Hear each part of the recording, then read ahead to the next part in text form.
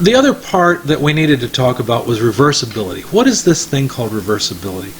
Well, reversibility is just the idea that a system can go in the forward direction through some process and then reverse and then end up right back where it started without any input from the external environment. Examples of these are things like pendulums. If you've ever been to a science center or museum, you've probably seen a pendulum swinging from the ceiling that knocks over pieces indicating time. You know, pretty neat thing. And you notice there's no motors or anything that set it in motion, but it turns out if you talk to some of the people there, they usually have to start it every morning because it does slow down over time. Now, I shouldn't say slow down, it's the swing distance decreases over time.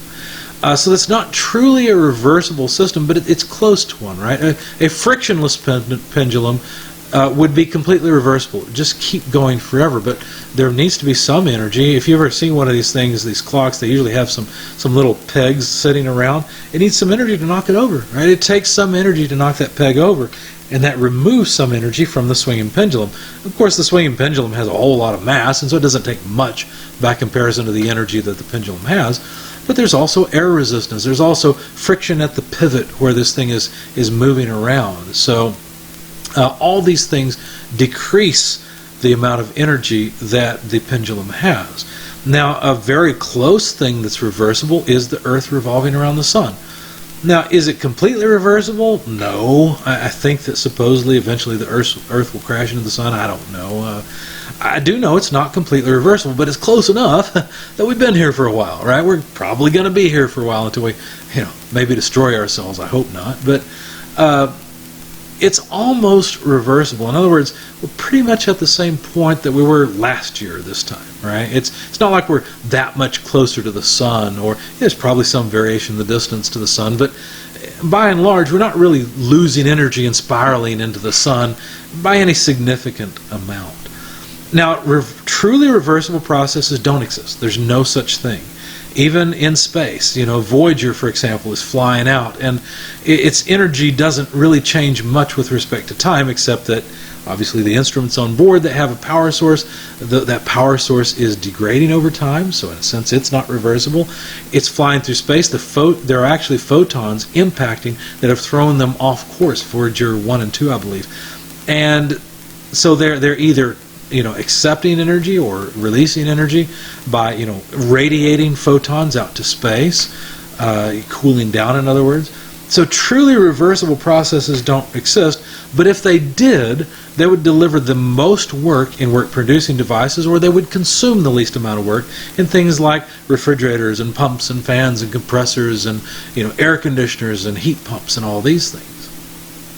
So reversible processes, while they're a theoretical thing, they're not reality, they will help us discover the limits of efficiency in work-producing and consuming devices.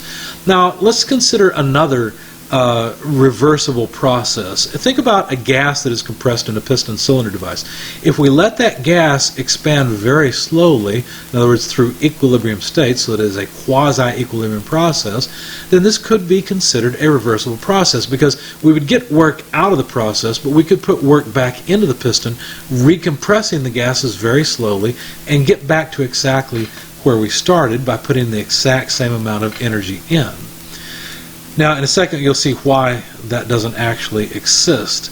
As a matter of fact, there's a nice analogy that will help you understand this type of irreversibility. But let's think about the one that everyone thinks of first. Let's think of friction.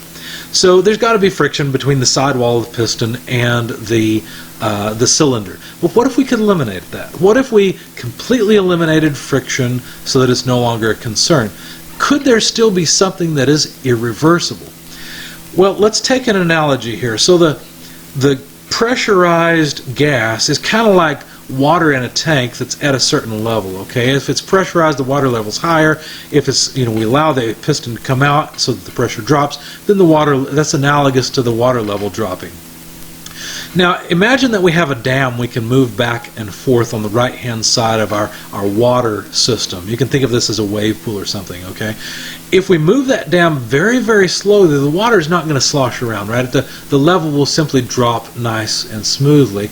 And if we then compress in order to raise the water level, or by analogy, raise the pressure, If we compress it slowly, then the water level will rise slowly, and again, no waviness in the pond, or pool. I guess this is the most boring wave pool ever, right? But it's a reversible process. In other words, if you look at the pressure distribution in that water, you should realize that there's some net force. It acts 2/3 of the way down if you remember your fluid statics. But of course that pressure distribution increases over time, so that the pressure increases over time, or the force increases over time, right? So as we compress it farther and farther, the force level goes up higher and higher. And again, that's analogous to the gas pressure going up higher and higher as we compress the gases. But we can do so reversibly, because the amount of work we get out as we allow the dam to expand, right, that's going to be force times distance, although the force is dropping because the water level is dropping. Force times distance, that's work, right? And if we push the dam back so that we raise the water level, again, we put the exact same amount of work into the water.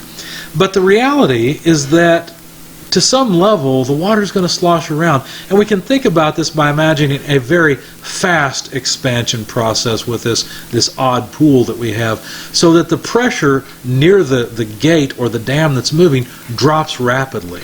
Now notice the water on the left-hand side in figure B is still very high, but the water on the right-hand side is lower. So the force on the dam is lower. Therefore, the work we get out during expansion is less than the work we have to put in during compression, because we're going to compress very quickly. So water is going to build up next to that dam, and by fluid statics, that's a very high force resultant, right, that we're working against.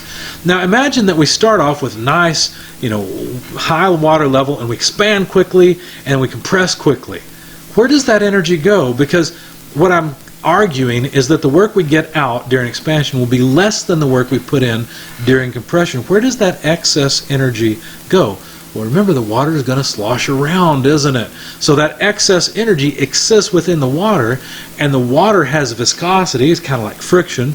And so that water is going to slosh around, ultimately increasing the temperature of the water. Not much that you could probably detect, but the fact is that's where the difference in those two works goes.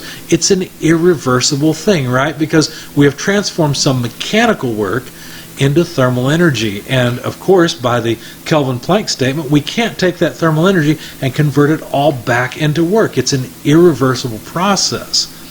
In the same way, if we have a compressed gas and we allow that gas to expand rapidly, what's going to happen? Well, just like the water, the surface of the piston, since it's what's moving out so fast, the pressure near that piston is going to decrease more rapidly than the pressure at the head of the cylinder, the left end.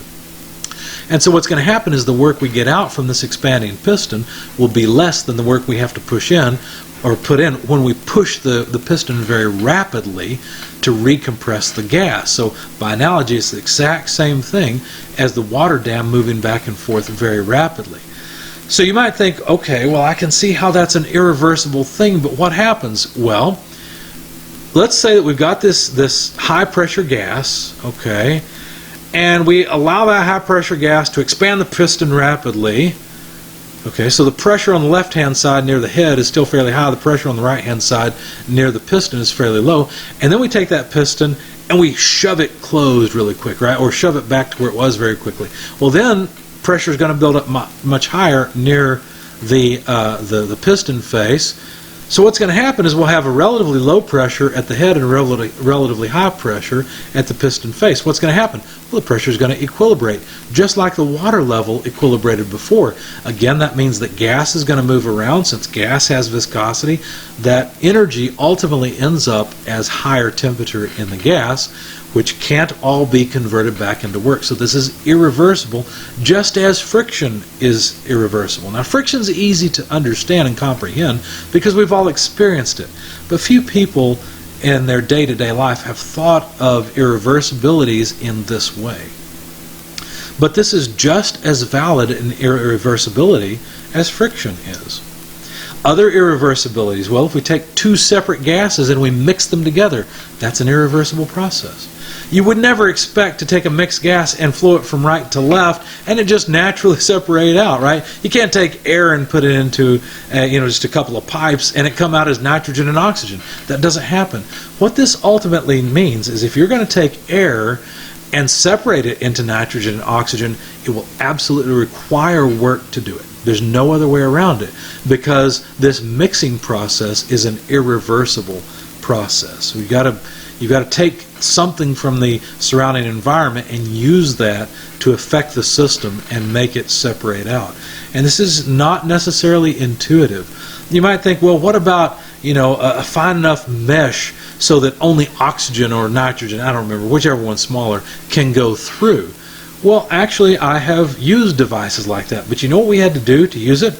We had to pressurize the air on one side. That required work, so that you get a rich stream on one side, rich in one species, and on the other side you get a stream rich in the other. Now, it wasn't perfect separation, but we could make nitrogen that was, maybe 99% pure, and oxygen with a similar purity. So it required work to separate the gas. So anytime you have friction, that's irreversible. Mixing is irreversible. I think I said friction is reversible. I meant friction is irreversible.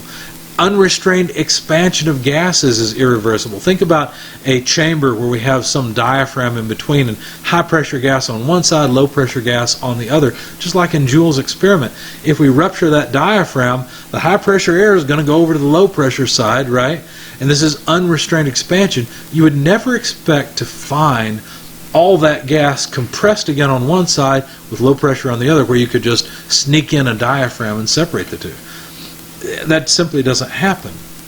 In the same way, heat flow is irreversible, because you can't expect, you would expect a soda to have, that's cold, to have heat flow in from the environment and go up to the local environment and temperature. But you'd never expect to take a soda that's at room temperature, set it out on your desk, and it just go down in temperature to a low temperature where it tastes good to drink by giving off thermal energy to the surrounding air. That simply doesn't happen.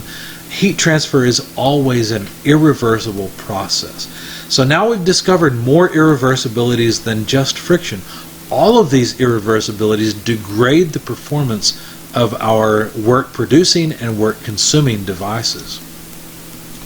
Now we can have a so-called internally reversible process where we have a system where what happens inside of the system is reversible. So think about a device that contains a saturated mixture, some liquid and some vapor, where we have the two in equilibrium at some constant pressure, and we transfer heat into the system via a thermal energy reservoir, say at 30 degrees. So we're looking at figure B.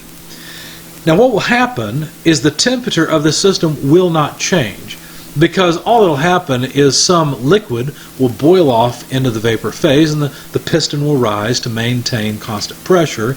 And we could reverse this by putting work into the piston, right, and having an appropriate thermal energy reservoir at a lower temperature than 20 degrees, such that as we pressurize the gas is converted more into liquid and heat flows out of the system. Now, the net effect as far as the system is concerned is the same, but to do this completely reversibly, we'd have to allow this process to go on for an infinite amount of time.